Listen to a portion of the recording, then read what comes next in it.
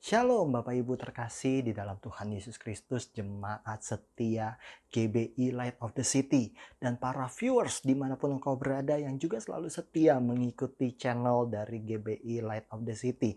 Izinkan saya menyambut Bapak Ibu Saudara dengan penuh sukacita, kita semua satu keluarga di dalam Kristus Tuhan kita. Amin. Bapak Ibu, saya mengapresiasi secara pribadi kesetiaan Bapak Ibu untuk boleh terus mengikuti ibadah.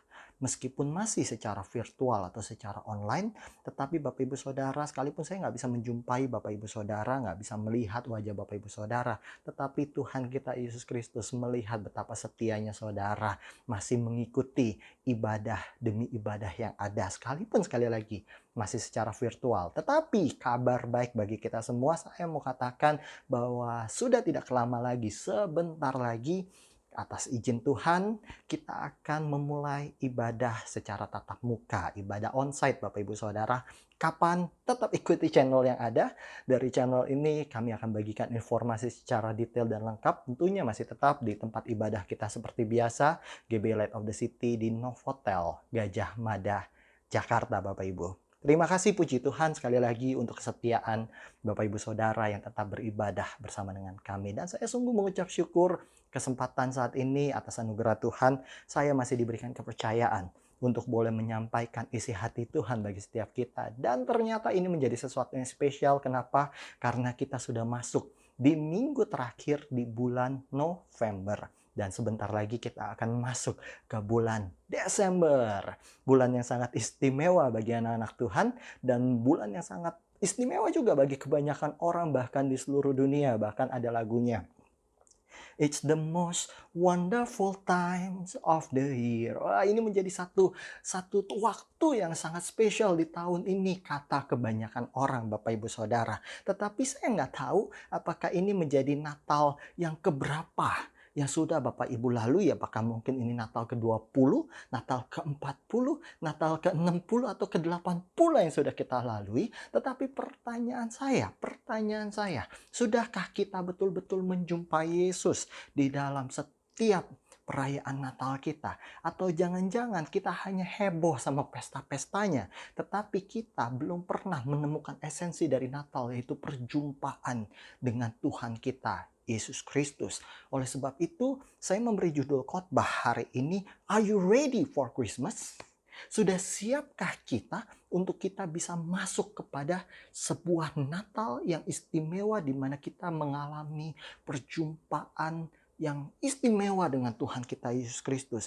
Karena doa dan harapan saya, biar kiranya di Natal tahun 2021 ini, sekalipun kita masih melalui Natal ini di tengah pandemi Bapak Ibu Saudara, tetapi jangan sampai menghilangkan istimewa dari Natal itu, menghilangkan esensi dari Natal itu, yakni perjumpaan kita dengan Tuhan kita Yesus Kristus. Sehingga biar kiranya sungguh-sungguh di Natal ini Bapak Ibu Saudara, kau akan merasakan sesuatu yang spesial. Kau akan mengalami sesuatu hal yang berbeda. Ada perubahan dalam hidupmu. Jangan sampai engkau melihat atau melewati sekian banyak Natal, tapi hidupmu gak pernah berubah-berubah. Kerohanianmu gak pernah ada progres. Begitu-begitu aja. Yang tukang mabuk tetap aja tukang mabuk. Yang judi tetap aja tukang judi. Yang tukang berzina tetap aja tukang berzina. Bapak Ibu Saudara, gak pernah mengalami perjumpaan dengan Tuhan kita Yesus Kristus. Tetapi izinkan saya pada kesempatan ini ingin mengajak setiap kita, yuk mari kita mempersiapkan diri kita berbenah diri kita sebelum kita masuk ke bulan Desember nanti. Sehingga ketika kita melewati banyak perayaan demi perayaan, ibadah demi ibadah Natal, setiap hal menjadi sesuatu yang istimewa. Kenapa? Karena di setiap momen yang ada, di setiap waktu yang ada, engkau akan mengalami perjumpaan dengan Tuhan kita Yesus Kristus yang sudah lahir ke dunia ini, bahkan hidup dan mati di kayu salib untuk menebus dosa saudara dan saya. Amin. Bapak Ibu, pada kesempatan ini saya ingin mengajak kita belajar dari orang Majus. Pasti kita sudah mendengar kisah ini. Kalau Bapak Ibu adalah orang yang Kristen dari lahir, pasti dari masih kecil sudah sering mendengar kisah ini yang disampaikan oleh guru-guru sekolah minggu kita. Tetapi izinkan saya untuk membagikan apa yang bisa kita belajar dari orang Majus. Karena saya melihat orang Majus ini ada sesuatu yang spesial. Kenapa? Karena mereka memiliki sikap diri yang benar. Mereka memiliki sikap diri yang benar untuk menyambut Natal itu. Mereka memiliki sikap diri yang benar untuk menyambut kelahiran dari raja di atas segala raja, Bapak Ibu Saudara. Orang Majus ini bukan tinggal di Israel, Bapak Ibu Saudara. Atau dengan kata lain saya mau katakan orang Majus ini bukan orang Israel, bukan orang Yahudi, apalagi kalau kita sebut sebagai pengikut Yesus. Bukan, Bapak Ibu Saudara. Tetapi yang istimewa, mereka melihat sebuah tanda, yaitu bintang, dan mereka meyakini, mempercayai bahwa ketika mereka melihat bintang tersebut ada raja yang besar lahir atas dunia ini. Dan ketika mereka melihat tanda itu, apa yang mereka lakukan? Mereka gercep. Sama-sama bilang gercep. Apa itu gercep? Gercep itu gerak cepat. Begitu mereka melihat tanda dari Allah, mereka langsung bergerak cepat untuk menyambut Natal itu, Bapak Ibu. Yuk mari kita buka kitab kita, Matius pasal yang kedua. Ayat yang pertama sampai ayat yang kedua dulu, Bapak Ibu. Matius yang kedua, ayat yang pertama sampai ayat yang kedua. Sesudah Yesus dilahirkan di Bethlehem di tanah Yudea pada zaman Raja Herodes, datanglah orang-orang Majus dari timur ke Yerusalem dan bertanya-tanya, di manakah dia, raja orang Yahudi yang baru dilahirkan itu? Kami telah melihat bintangnya di timur dan kami datang untuk menyembah dia. Bapak Ibu Saudara, istilah Majus bukan menunjuk kepada suatu tempat. Jadi kalau dikatakan orang Majus bukan asalnya dari Majus, tetapi kata Majus ini berasal dari bahasa Yunani yang adalah magos, yang diterjemahkan dalam bahasa Inggris dengan kata magician. Ketika engkau mendengar magician, mungkin konotasi berpikir kita langsung kepada pesulap atau mungkin juga penyihir. Tapi Bapak Ibu Saudara, pada kesempatan ini kita mau belajar bahwa yang dimaksud di magos di sini bukan pada pengertian seperti yang tadi saya katakan, pesulap atau seorang penyihir. Tetapi magos dalam keadaan saat itu sering disebut sebagai seorang orang yang cendekiawan, seorang orang yang pintar, bijaksana, orang-orang yang memiliki pengetahuan yang luas, pengetahuan yang banyak, Bapak Ibu Saudara. Mereka dikatakan juga filsuf atau seorang ahli filsafat dan juga ahli-ahli di bidang lainnya, Bapak Ibu Saudara. Dan bahkan penafsir Alkitab pun juga banyak yang menulis bahwa orang Majus yang dimaksud pun juga adalah seorang ahli astronomi atau ahli perbintangan. Bahkan tulisan dari seorang Herodotus mengatakan bahwa Majus atau Magos itu adalah suatu suku dari bangsa Madal, yang mana mereka adalah penasehat bagi raja-raja Persia, Bapak Ibu. Jadi saya mau katakan Bapak Ibu, ini menarik sekali bahwa orang Majus ini bukan orang yang pada umumnya memiliki satu tingkat pemikiran, pemahaman yang biasa-biasa saja, tetapi mereka orang yang saya boleh katakan di atas rata-rata, Bapak Ibu. Bahkan dalam terjemahan King James disebutkan wise man, orang yang bijaksana. Singkatnya kita satukan, sama-sama kita satukan pemahaman kita bahwa orang Majus yang dimaksud di sini adalah orang-orang yang cerdas, orang-orang yang pintar, Bapak Ibu Saudara. Amin. Bahkan saya yakin dan percaya orang yang pintar, orang yang cerdas, orang-orang Majus ini memiliki kedudukan atau posisi yang sangat baik di kerajaannya. Mereka menjadi ahli, mereka menjadi penasehat, menjadi penyusun, pengatur strategi. Bapak Ibu, tetapi menarik bagaimana ceritanya? Bagaimana ceritanya mereka bisa jauh-jauh dari timur, yang dikatakan dari timur, mereka bisa datang menjumpai Yesus Sang Natal itu. Bapak Ibu, saya menemukan sebuah kata yang tepat kenapa mereka bisa nyampai dari jauh di timur, bisa sampai ketemu sama Yesus. Satu kata yang tepat apa, Bapak Ibu? Peka. Sama-sama bilang peka. Bapak Ibu, mereka peka meresponi panggilan Allah. Allah memanggil mereka dengan cara yang begitu ajaib melalui bintang yang ada. Alkitab tidak menjelaskan secara detail mengenai bintang tersebut Bapak Ibu Saudara, dan saya percaya kita pun nggak perlu sok tahu untuk memikir-mikirkan atau menjelaskan bagaimana proses tersebut. Tetapi satu hal yang harus saya katakan, bahwa Allah kita bisa memanggil siapapun, kapanpun, dengan cara apapun. Baik dengan cara yang masuk akal maupun dengan cara yang tidak masuk akal Bapak Ibu Saudara. Allah bisa memanggil setiap kita. Dan yang kita bisa percaya, yang bisa kita ambil dari satu pelajaran dari orang Majus, ketika Allah memanggil mereka dengan cara yang ajaib, mereka peka.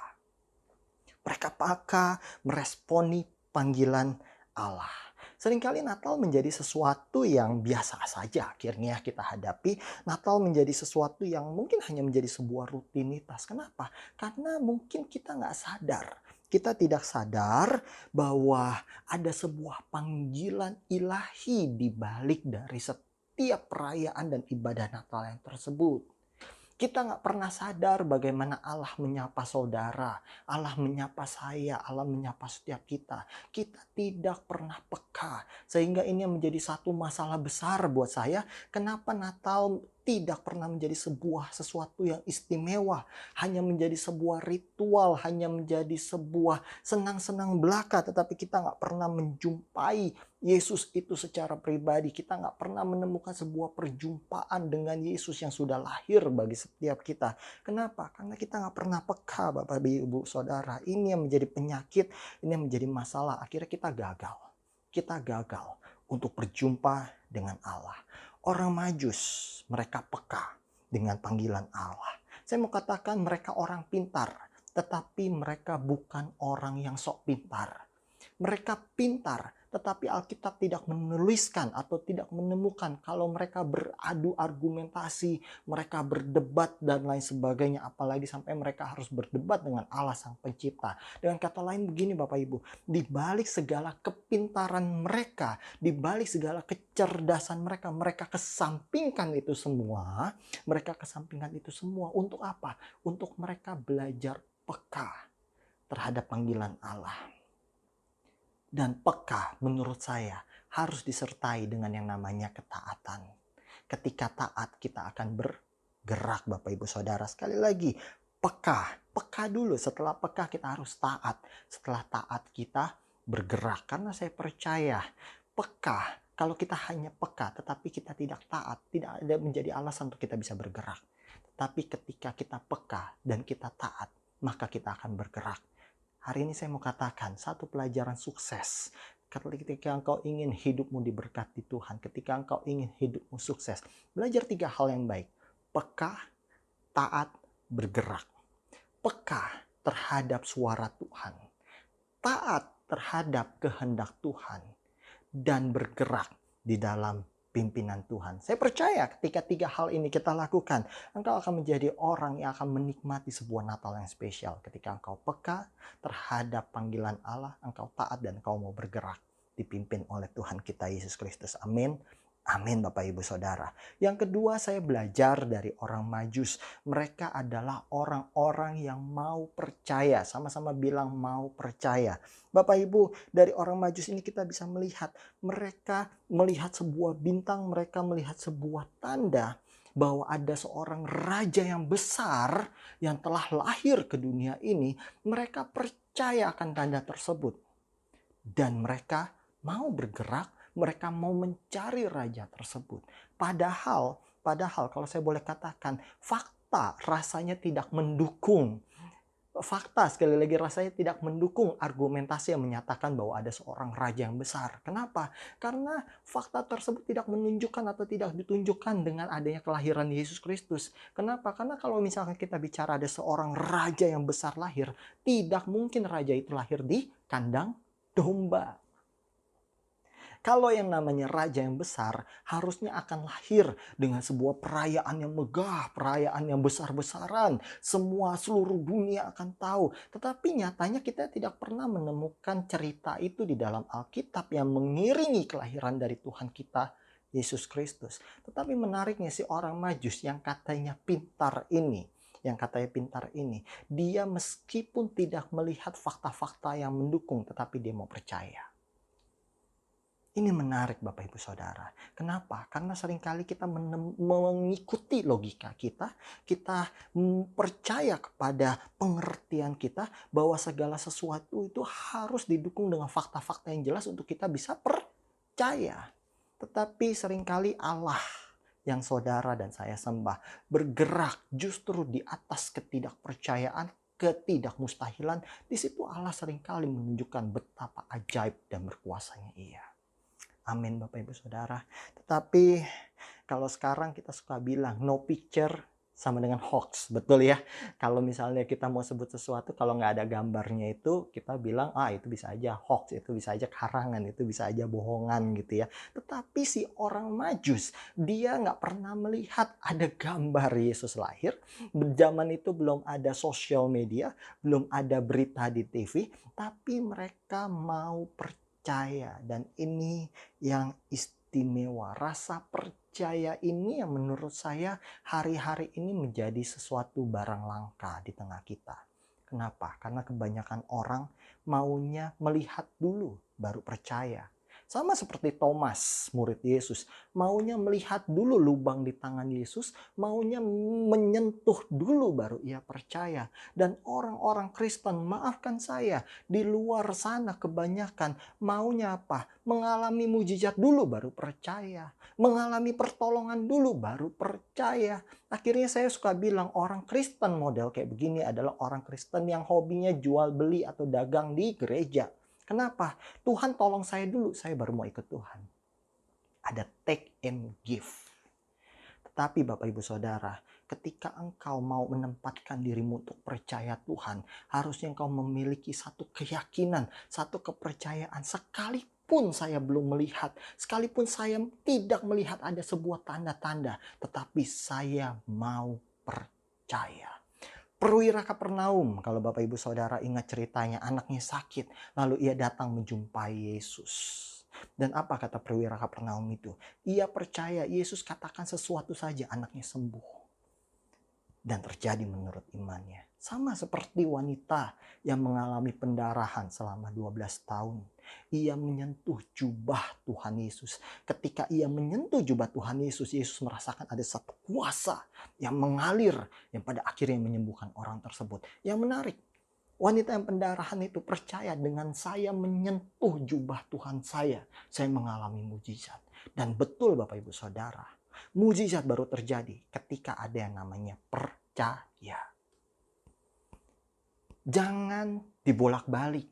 Jangan engkau mengharapkan melihat dulu baru percaya. Tetapi tempatkan percaya kita kepada Tuhan. Itu menjadi sesuatu pijakan awal kita. Step pertama kita, langkah pertama kita adalah percaya Bapak Ibu Saudara. Seringkali kita diperhadapkan dengan situasi yang sulit. Fakta-fakta tidak mendukung seperti yang saya katakan. Mungkin engkau adalah orang yang divonis oleh dokter, penyakitmu sudah nggak ada harapan lagi. Mungkin hari-hari ini engkau melihat bahwa hutangmu di bank jauh lebih banyak daripada pendapatanmu hari-hari ini. Engkau terancam bangkrut. Mungkin kau diperhadapkan dengan situasi-situasi yang kau melihat, bagaimana mungkin saya bisa lepas dari keadaan ini? Bagaimana mungkin saya bisa sembuh dengan kondisi saya seperti ini?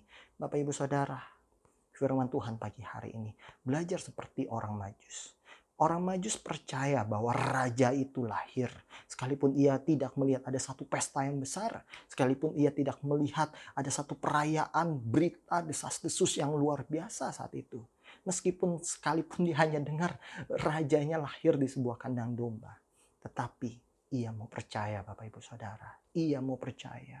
Bagaimana dengan kita? Apa jangan-jangan kita lebih percaya apa kata dokter yang memvonis kita? Atau jangan-jangan kita lebih percaya apa kata orang-orang di sekitar kita, apa kata WA grup kita daripada kita percaya Tuhan. Hati-hati, mengerikan Bapak Ibu Saudara. Belajar percaya, tempatkan rasa percayamu kepada Tuhan sebagai sebuah pijakan awal untuk kita melangkah. Saya tidak tahu apa yang akan terjadi ke depan. Kita sudah melewati kali ini Natal yang kedua di tengah pandemi. Apakah mungkin akan ada gelombang 3 atau apapun juga, mungkin ada ketakutan apa yang mengintai kita di tahun yang baru nanti Bapak Ibu Saudara. Tetapi saya mau katakan, tempatkan rasa percayamu nomor satu dalam hidupmu. Kalau Tuhan yang saudara sembah sanggup menolong kita di masa lalu, saya percaya Tuhan yang sama akan menolong saudara di masa sekarang. Dan kalau Tuhan sanggup menolong kita di masa sekarang, Tuhan Yesus yang sama yang akan menolong kita di masa depan. Saya suka sama sebuah lagu Bapak Ibu Saudara. Walau ku tak dapat melihat semua rencanamu Tuhan, namun hatiku tetap memandang padamu, kau tuntun langkahku. Walau ku tak dapat berharap atas kenyataan hidupku, namun hatiku tetap memandang padamu, kau ada untukku. Lagu ini dibawakan oleh seorang anak Tuhan, Gracia Epifania namanya. Dia seorang yang cantik tetapi dia tidak bisa melihat secara normal. Dia seorang tunanetra Bapak Ibu Saudara. Boro-boro bisa melihat bagaimana hidup dia di masa depan. Melihat apa yang ada di depannya aja dia nggak bisa Bapak Ibu Saudara. Mungkin kita pun juga adalah orang yang sama. Kita nggak bisa melihat, kita nggak bisa tahu bagaimana keadaan di depan kita. Tapi belajar untuk kita bisa percaya. Sekali lagi, belajar untuk percaya. Sekalipun kita tidak melihat, tetapi kita belajar untuk kita percaya bahwa Tuhan sanggup, Tuhan ada, bahwa Tuhan selalu menolong dan menyertai setiap kita. Katakan amin. Sekali lagi, hari ini kita belajar dari orang Majus bagaimana untuk kita menjadi percaya. Amin. Yang ketiga Bapak Ibu Saudara, kita lompat di ayat yang ke-11. Matius pasal yang kedua ayat yang ke-11. Nanti Bapak Ibu kalau mau baca ayat demi ayat boleh dibaca nanti setelah khotbah saya ini. Tetapi izinkan kita akan lompat di Matius 2 ayat yang ke-11. Maka masuklah mereka ke dalam rumah itu dan melihat anak itu bersama Maria, ibunya, lalu sujud menyembah dia. Mereka pun membuka tempat pada harta bendanya dan mempersembahkan persembahan kepadanya, yaitu emas, kemenyan, dan mur. Seringkali ini menjadi sesuatu yang ikonik. Kalau kita bicara tentang orang Majus, bahkan lucunya orang Majus itu sering disebut 3 orang Majus, benar ya. Tetapi saya mau katakan bahwa Alkitab tidak pernah menulis jumlah berapa orang Majus itu. Bisa 3 orang, bisa 2 orang, bisa 4 orang, atau bisa 10 orang. Bahkan saya percayanya pasti banyak. Kenapa? Karena kalau kita bicara mereka adalah orang-orang penting, pasti datang dikawal, didampingi oleh banyak ajudan, pembantu, dan lain sebagainya. Tetapi kenapa seringkali disebut 3 sama guru-guru sekolah minggu? Nah mungkin karena dinilai dari atau dilihat dari persembahannya, emas, kemenyan, dan mur. Dan persembahan inilah yang seringkali menjadi bahan khotbah atau sesuatu yang diidentikan dengan orang Majus. Tetapi saya melihat ini yang menarik Bapak Ibu Saudara, bahwa persembahan terbesar, sekali lagi, persembahan terbesar yang diberikan orang Majus bukan emas, kemenyan, dan mur. Tetapi persembahan terbesar yang orang Majus berikan adalah hatinya yang mau sujud menyembah Tuhan. Ini istimewa Bapak Ibu Saudara. Beliau orang-orang yang hebat, mereka orang-orang yang berkedudukan tinggi. Tetapi mereka mau merendahkan hatinya, mereka mau merendahkan dirinya untuk sujud menyembah kepada raja di atas segala raja yang bentuknya, mohon maaf, nggak kelihatan seperti raja. Kenapa? Karena tidak pernah Alkitab menjelaskan bahwa Yesus saat itu duduk berada di tahta emas dan lain sebagainya. Tetapi dengan dibalik kesederhanaan, tadi kita sudah belajar orang Majus percaya. Di balik kepercayaan ia merendahkan hatinya, ia merendahkan dirinya untuk sujud menyembah Tuhan. Dan saya mau katakan inilah sebuah penyembahan yang sejati. Penyembahan yang sejati itu adalah ketika kita bisa mengkesampingkan keakuan kita. Ketika kita bisa menyingkirkan segala pangkat jabatan kita. Kita singkirkan dulu pangkat jenderal kita. Kita singkirkan dulu pangkat kita sebagai CEO. direktur utama, komisaris, atau presiden sekalipun, kita singkirkan dulu segala titel kita, profesor, doktor, dan lain sebagainya. Tetapi ketika kita menyingkirkan semuanya itu, kita tunduk di kaki Tuhan, biar kita yang menjadi semakin kecil dan Yesus menjadi semakin besar, itulah sebuah penyembahan. Karena ngeri kali kalau menurut saya. Mengerikan, kenapa? Kebanyakan orang Kristen itu memuji Tuhannya cuma jago di mulut sama di nyanyinya bagus. Tetapi nggak sungguh-sungguh dari hatinya. Berbahaya Bapak Ibu Saudara. Saya mohon maaf, saya banyak menjumpai WL worship leader yang nyanyinya bagus-bagus ketika dia nyanyi di atas mimbar, luar biasa sekali. Tetapi ketika datang WL baru, jadwalnya dia dikurangin, bisa marah-marah Bapak Ibu Saudara, karena ngerasa saya yang paling senior, jadwal saya jangan sampai dikurangin dan lain sebagainya. Jadi ternyata banyak orang cuma jago nyanyinya doang, kelihatannya jago memuji Tuhan hanya di mulutnya, tetapi tidak sungguh-sungguh dengan hatinya Bapak Ibu Saudara. Sehingga Bapak Ibu, saya mau katakan, ketika engkau ingin memiliki atau engkau ingin menyembah Tuhan, sembahlah Tuhan bukan dengan sekedar perkataanmu, bukan dengan mulut manismu, bukan dengan nyanyianmu yang hebat, tapi penyembahan itu adalah sikap hatimu yang mau tunduk, sikap hatimu yang mau menyingkirkan semua keegoan, yang mau merendahkan hati kita, mau merendahkan diri kita. Itu yang namanya penyembahan. Dan orang Majus lakukan itu. Sehingga sekali lagi izinkan saya katakan bahwa persembahan yang terbesar yang diberikan oleh orang Majus bukan emas, kemenyan, dan mur, tetapi persembahan yang terbesar ketika ia mau tunduk, merendahkan hati, merendahkan dirinya di hadapan Tuhan.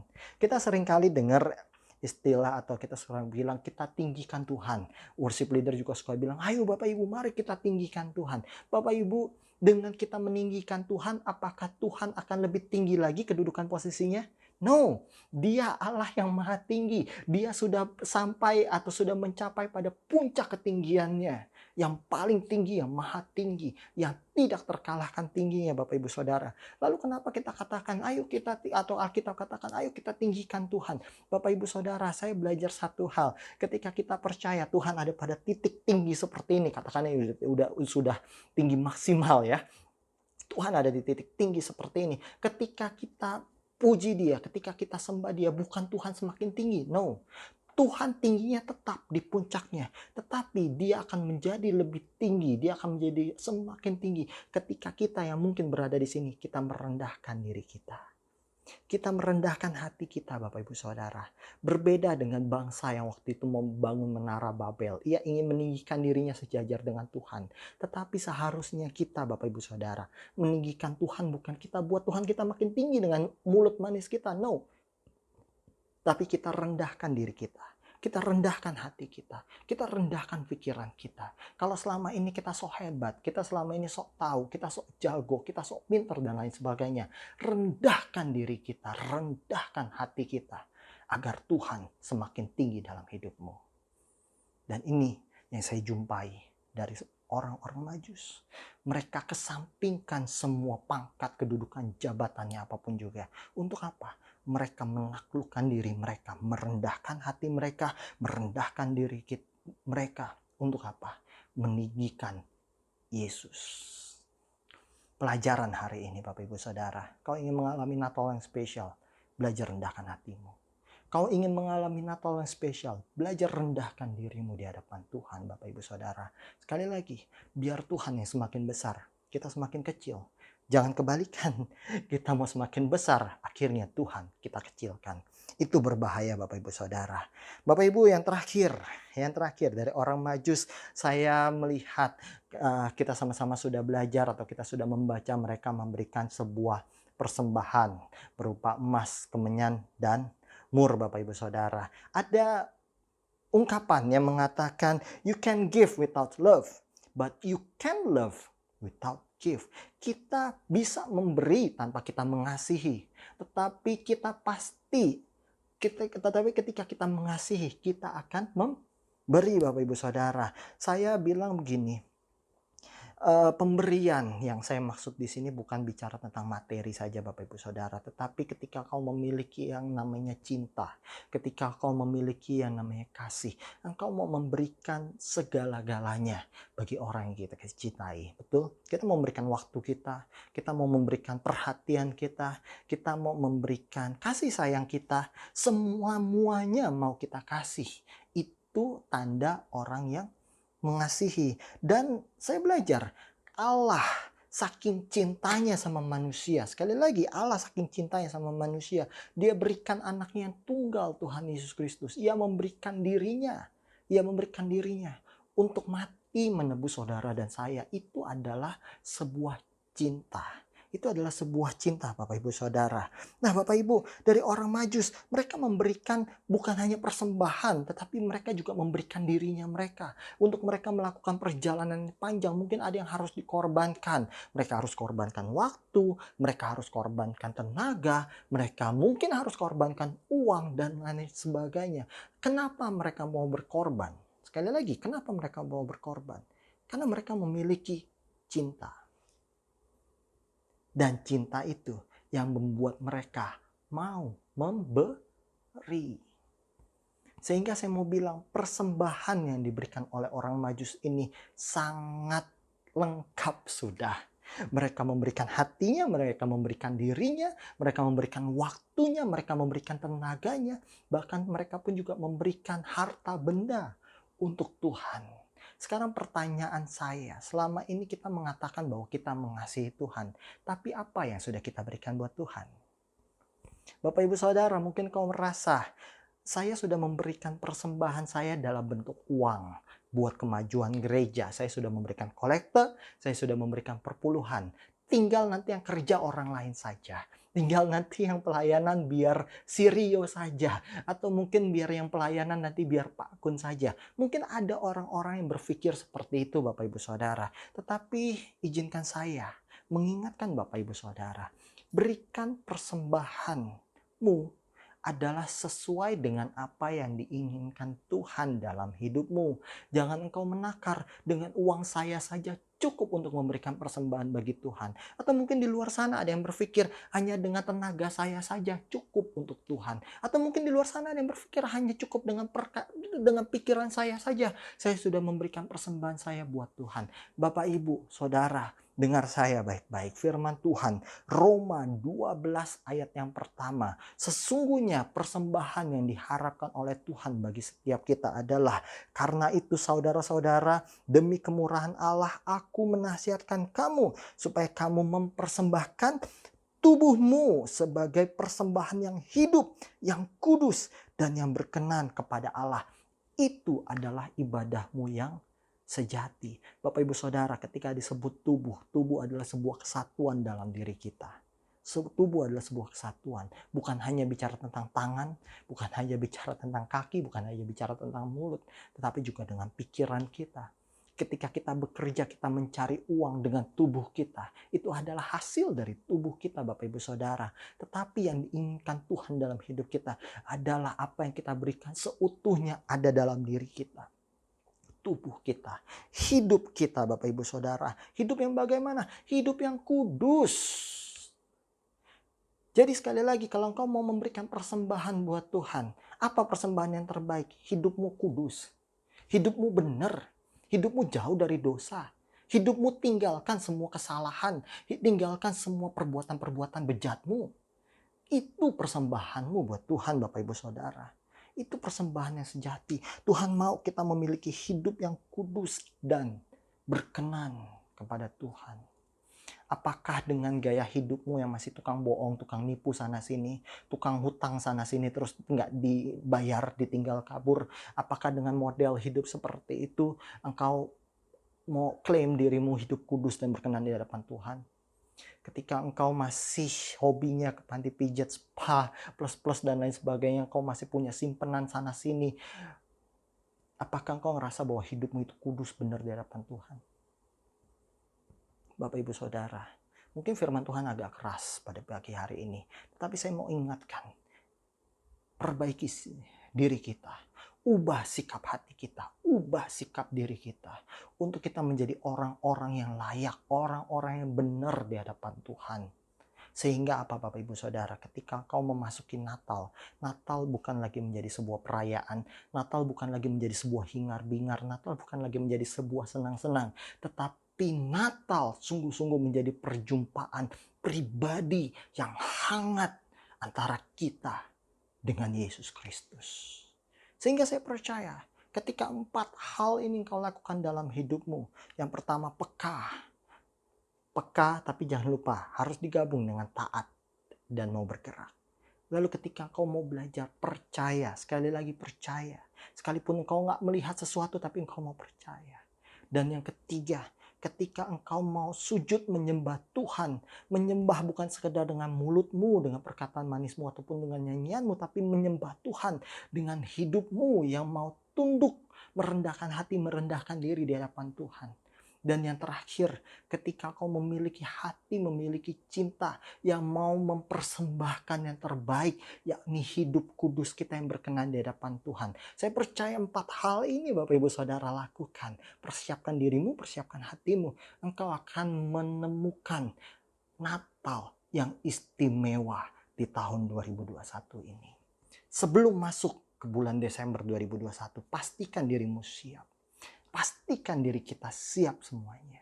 Supaya Natal ini menjadi sesuatu Natal yang spesial. Bukan Natal yang gitu-gitu aja. Bukan Natal yang gak memberikan dampak positif. Bukan Natal yang tidak mengubahkan kehidupanmu. Tetapi biar kiranya sebelum kita memasuki bulan Desember ini, ketika diri kita siap, hati kita siap, saya sangat yakin dan percaya Natal ini berbeda. Natal ini akan menjadi Natal yang spesial. Kenapa? Karena engkau akan berjumpa dengan bayi Sang Natal yang sejati, Yesus Kristus, Juru Selamat setiap kita. Selamat menikmati perjumpaanmu yang indah dengan Tuhan Yesus. Dan Tuhan Yesus memberkati.